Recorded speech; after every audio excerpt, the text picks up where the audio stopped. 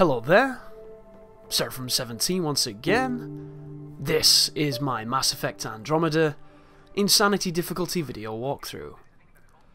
This is the journey to Meridian. And I know what you're thinking.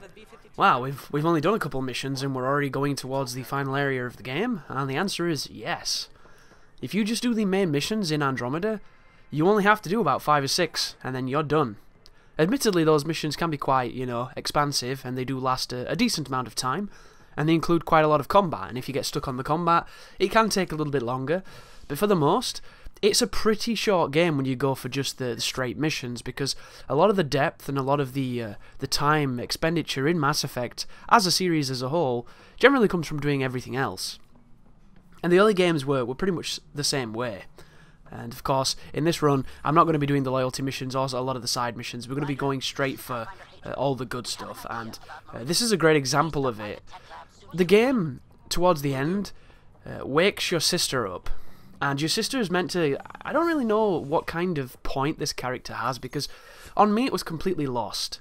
I appreciate that we're twins, and maybe it gives the game the ability to kind of logicize why you can be both female and male, rather than it just being, Deus Ex Machina gender thing. So in this game, they ground it in the fiction, and you play as either sibling, depending on the gender that you pick. But in my experience on my first playthrough, because I was so busy doing everything else, then coming back to this particular area, and going to see my sister in a coma, I kind of forgot that I had a sister, and that she's in a coma. So when the big reveal and the carpet sweeps back and it's like, your sister's woke up, I didn't feel anything. And I don't know if this is my shortcoming when it comes to, just, I wanted to play Mass Effect, I didn't want to play Family Values, or if it's just bad writing, or if it's just uninvolved writing, but I really feel like there's almost no point to this game having the sibling at all. Like, they don't interact with each other in any kind of meaningful way. It just seems like a rather, just unimportant and unimaginative way of justifying different gender characters. And the games have never really done that in the past, so it seems like such a strange thing to do now. And the game will even force a sequence where you have to play as your sister on you at the end, or play as the brother if you picked the sister. And even then, it doesn't have any kind of ramification whatsoever on the plot, other than Ryder is incapacitated and the other Ryder has to go and do something to kind of help him out.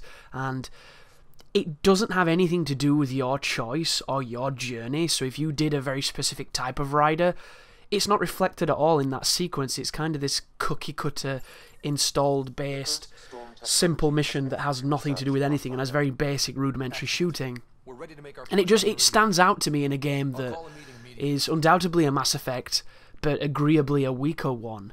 And then for them to throw in this interesting moment for me is like, when you think about video games as a whole, just go to the panel there in the conference room, talk to your team, and then we're going to be going to a rather difficult sequence of fights. So there's going to be lots to talk about there. But until we get there, guys, I'm going to analyse more of the game.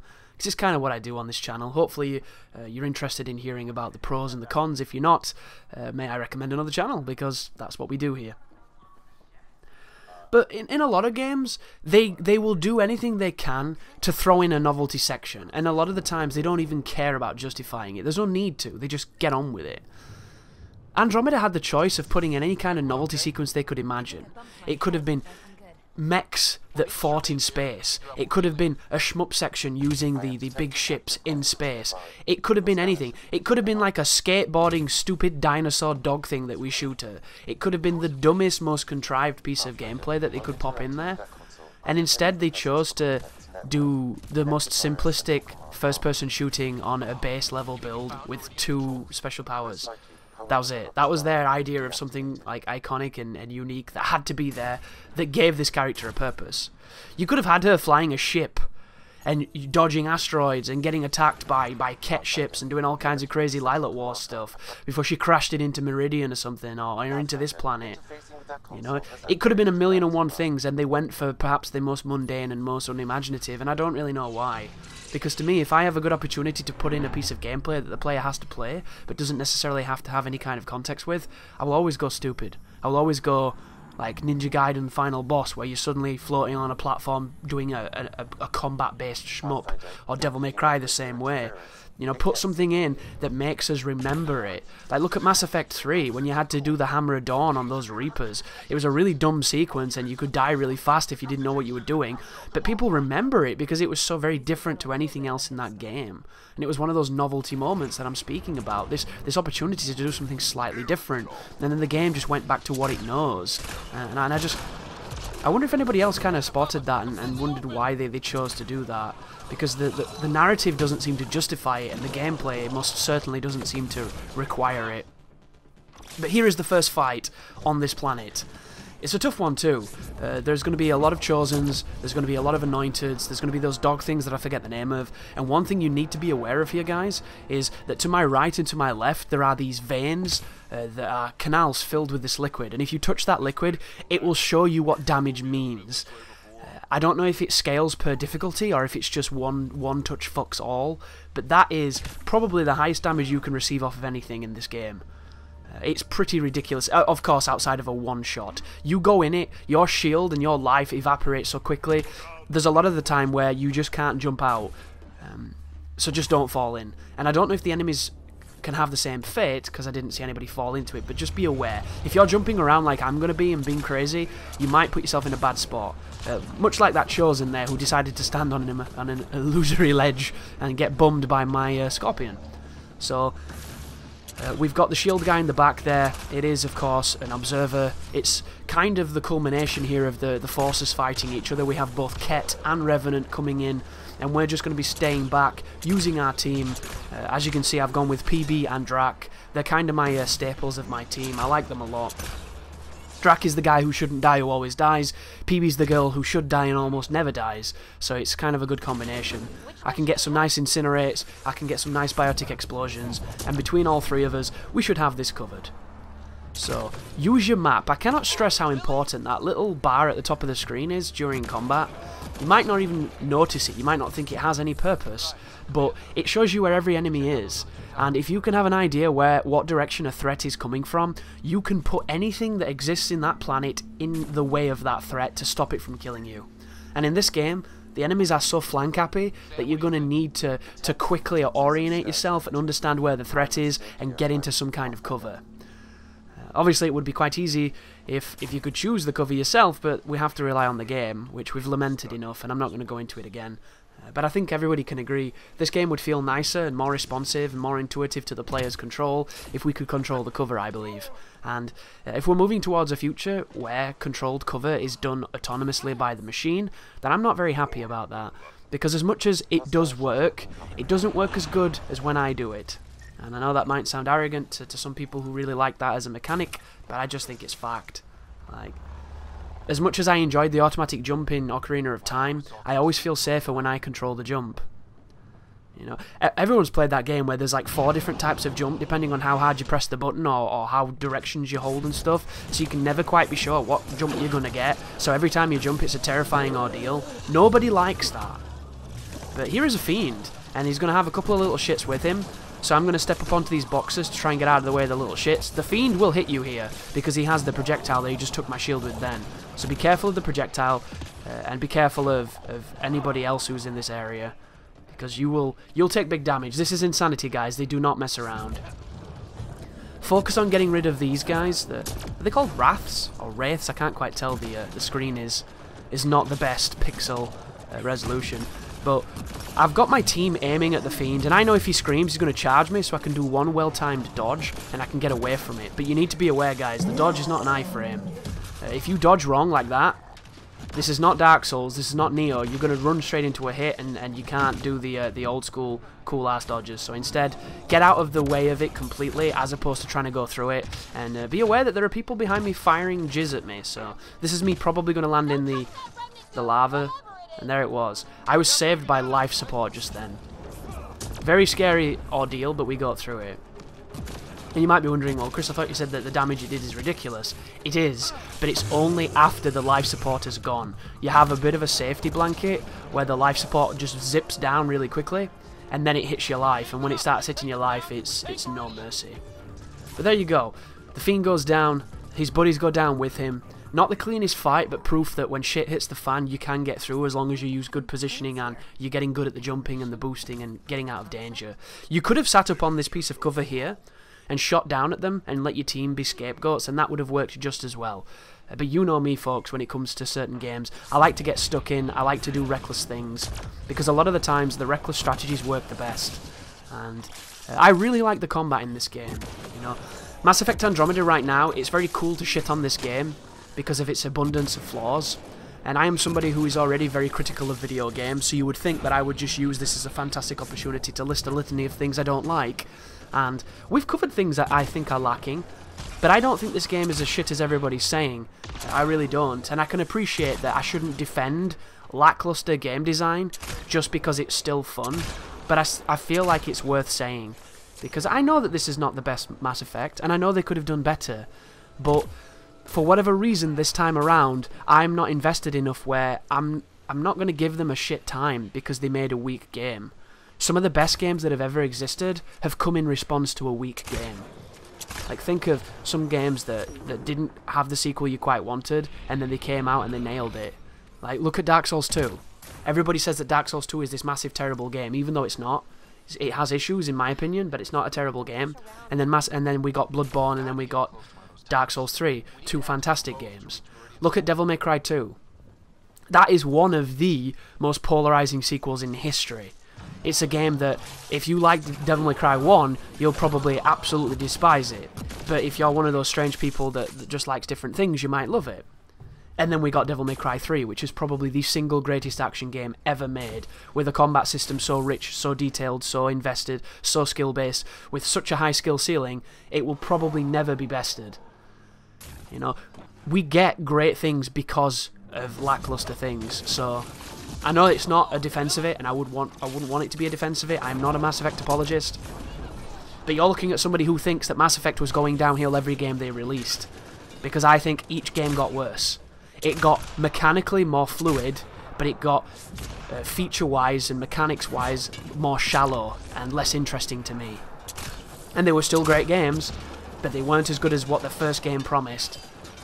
And that's kind of why I think I've been perhaps a little bit more understanding and forgiving of this title, because Mass Effect 1 was a very flawed game with a lot of things that I enjoyed about it, whereas this is kind of a very flawed game with a lot of things that are just generally average and not necessarily great in any real way. But it's been a long time since we've played Mass Effect as well, which really helps. And I'm always talking about this too. This firefight right now, you can get closer to these opponents, but if you use your biotics well, you can knock them off the ledge into a nice pit of doom, or you can shoot them at a distance with an explosive like I'm doing right now. Just be aware, if you get flanked by an anointed, you're going to know about it by a game over screen, because they do not fuck about. And right now I'm getting hit on two sides. It's a straight up sleeping plan, don't want that happening, so we're going to back up, get into cover, and deal with them accordingly. Watch for the hit markers to see whether or not you're hitting him, whether or not you're killing him, and then make sure you go and get your level up, your ammunition back once you've used too many rounds, and just heads up on the battlefield basically. Understand where everything is, what's happening, where you're safe, where you're not safe, and use your strengths. As I was saying though, I'm always talking about this idea of sequel fatigue, franchise fatigue, general gaming fatigue, because how many people were excited for Gears of War 4? Anybody? And you're talking to somebody right now who is obsessed with Gears of War 1. Gears of War 1 is a game that changed my life. I played that game for about 8 months, every day, all day, and I fucking loved every second of it, and I didn't even have multiplayer. That was single player, guys. That's how much that game just blew my mind. I wasn't excited for Gears 4. I played it, and I had fun with it, but I didn't give a shit. I was sad that Gears of War 4 existed, because it meant that they weren't leaving it alone and leaving it on a high note, which was Gears of War 3, but we already got Judgment, which was not a bad game by any means, but it just wasn't a great Gears of War for me. Like, they've already got to the point where they're running that sequel, that franchise into the ground, that I didn't want to see any more Gears, and we got it anyway, and it was fine, and, you know, I have problems with it, as I do most games, but there's a lot of fun to be had, and I know a lot of people like it, but there's something to be said about giving the player enough time to miss a game, to miss mechanics, to miss a franchise, and that's what Deus Ex did so great. The difference between the Human Revolution and Mankind Divided, like, what is that? I did Human Revolution in 2011, and then in 2016, we did Mankind Divided. That's a solid 5-year gap of nothing like that game on the market, and then when it comes out, you're excited for it, you want it. And there's something to be said for that, I think. And I think that's why this one works so well, because when was Mass Effect 3? Was it 2013? 2012, maybe? It's been a few years, you know?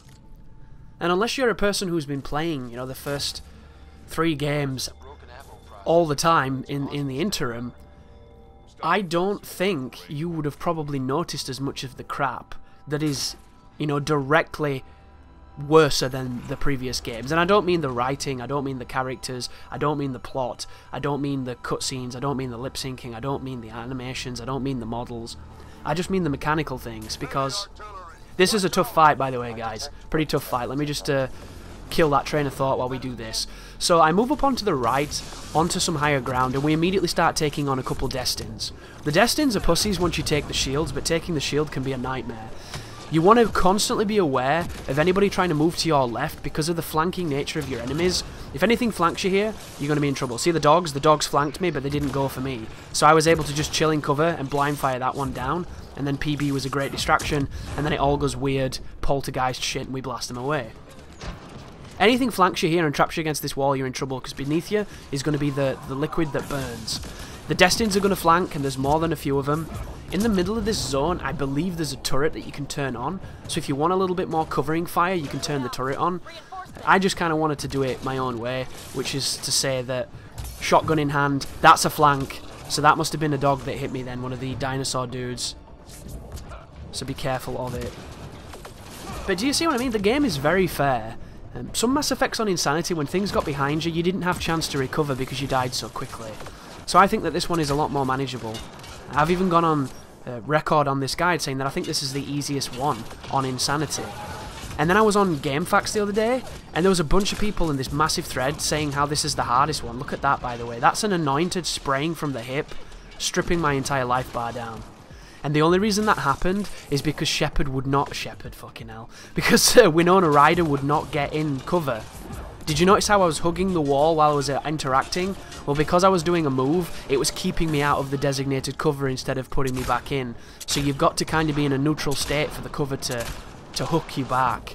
And it nearly cost me, but how fair was that, you see? I took a ton of damage, and I'm still alive. And it was killing me very quickly, but it was still fair. If he was any closer, like what he's trying to do now, that would have not been the same altercation. He would have killed me. But it seems like he's the only guy left, so we can focus with a couple of overloads, a couple of pulls to drop some of that shield, and then send the team in and put some pressure on him. The shotgun doesn't have the best range, but it was close. Wow, look at that. That is an example of what that creature can do on Insanity. It's nuts. It's absolutely nuts. It really is. He is more dangerous than half the bosses. He really is. That dude is more dangerous than any of the Cardinals. It's just the Cardinals are functionally broken. Like, if they weren't so unbalanced and bullshit with their defense and their HP, he would be a better boss than them. Because he rushes you, he's got really good accuracy, and his AI is designed to find the gap where you're vulnerable and exploit it. It's really clever. I like him a lot, indeed. So we mess around with the jumping. This is the turret that you can turn on if you want to. And this is the console that's going to open the door. But what was I talking about? I was talking about enough time to miss a game franchise, and I also mentioned how I haven't been playing the previous Mass Effects, so you wouldn't find a lot of the mechanics directly obvious in how different they are. And I'm going to explain a little bit more on this before people confuse what I'm trying to say. So in the past Mass Effect games, you could use multiple abilities and wait for them to cool down, and I think that that's a better system than this pick 3 bullshit. I'm not a big fan of the pick 3. I find it very limiting, and it seems like a logical extension of the Mass Effect 3 multiplayer, which I don't know if that's what inspired them, but it feels like it's what did.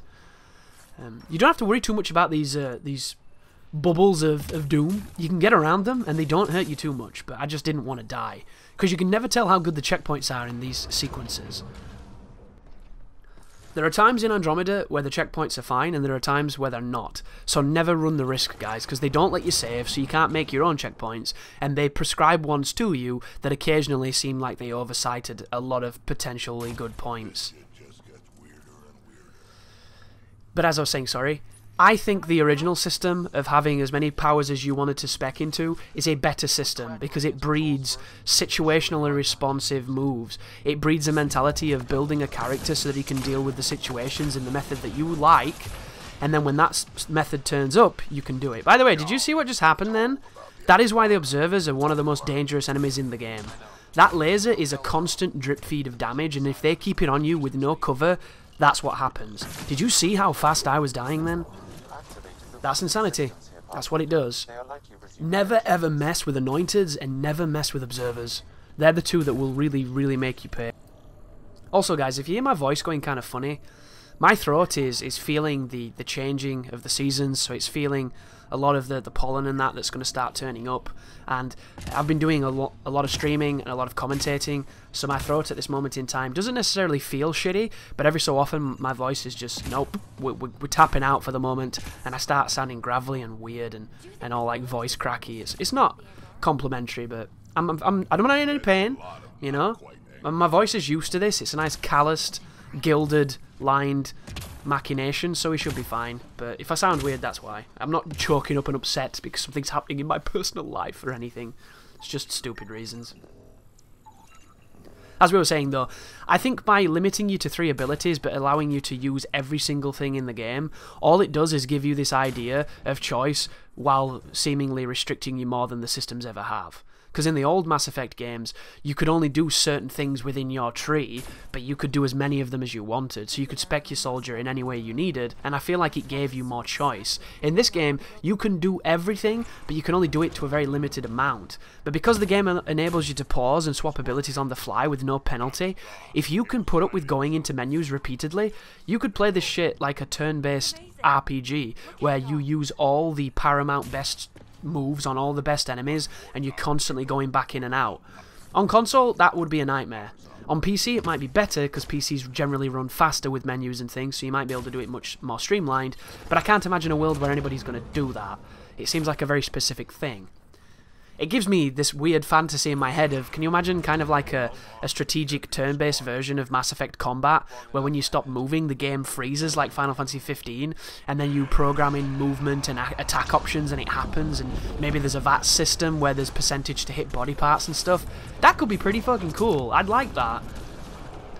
I like the combat in Mass Effect as it is, and I'm pleased with it. Even in this version, I'm still having fun with the combat, but you could always do some kind of spin-off with a lot of strategy and RPG to it. Damn, I would even have it so that when you stood still and it froze the game, that you were fighting using cards, Mass Effect cards, and then you went through the universe, like talking to people in bars and pubs on the different planets, and you could barter for cards and play cards with them, and it was essentially just a simulated combat sequence, but the cards did the actions. I'd be down for that as well.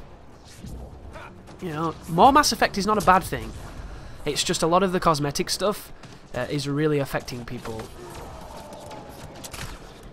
But I don't think that there's grounds to not go... Oh, by the way, do not go on that piece of cover. As you saw, that piece of cover not good. This piece of cover better, but the guy will not stay in it sometimes, so it makes this piece of cover kind of awkward. And it's just because it has that weird, like, beveled edge, you know, because it's got the slant on it. It makes it awkward. This is a much better piece of cover, by the way. And what we're going to do here, I believe, is we're going to kill everybody but the Cardinal, then we're going to skip the Cardinal, because let's face it, guys, the Cardinals fucking suck. What a broken, stupid enemy. The Ascendant, or whatever he wants to be called. This guy. Captain No Fun, as I like to call him. But other mechanics that the other games did better than this game, that you probably won't notice unless you played them frequently, is probably the team stuff. The team stuff, to me, is the most baffling aspect of Andromeda. And look at this, Anointed rushing me. That's why this shotgun is really effective early game. Later on, guys, that shotgun's not as good. It's still powerful, but once you get to like level 50 and 60 on Insanity, and you're doing all the missions on the planets, the shotgun just doesn't do the same damage as it does early game. I don't know why, I don't know what's wrong with the scaling, but let me tell you folks, I've hit some people with this shotgun, and it was a tier 7 shotgun, so it's way better than the one I'm using, and I just did not get the same results. There's some interesting inflation happening. A lot of diminished returns. So, if you've never played a Mass Effect before and you've stumbled onto this video and you're listening to me talk and thinking, wow, this Australian guy sounds interesting. In the older Mass Effect games, you could almost completely control your team with a certain level of results. You could tell them where to go, you could tell them what to use, and you could tell them when to use it. So you could do these wonderful combinations, these cocktails of death, where you'd set them up with a power, and then you'd use your teammate to clock in and cash in with their power, and then you'd use another one to do their power, and all the time on the battlefield you were constantly cycling between these powers, and just essentially making it as difficult as possible for your enemy to survive. They kind of left that behind, but it was still prevalent in the later games, and then you come to this one where you can tell your team to move, and you can tell your team to focus on somebody, but you cannot tell them to use their abilities. And I don't see a universe where that isn't a step down. I think that is an objective downgrade to the utility of your team and to just the fun and the strategy of using teammates. And I don't know how you would defend it. The only way I think they would defend it, sorry, is by saying that it makes the game more accessible for people who don't want deep RPG mechanics. People who find learning systems and learning, well, not really even complex, but learning something that isn't immediately apparent or immediately explained too difficult or too boring or whatever. So it definitely gives it a feeling of being dumbed down. And every Mass Effect has felt like this, so there's been elements to this even from the very beginning, so we can't just lament Andromeda's failures for this, because this was something the games did a lot. And if you go back to the first game, you'll notice there's a lot of goofy shit in that first game that didn't make it to the sequels. And I was kind of disappointed in that, because I really liked it.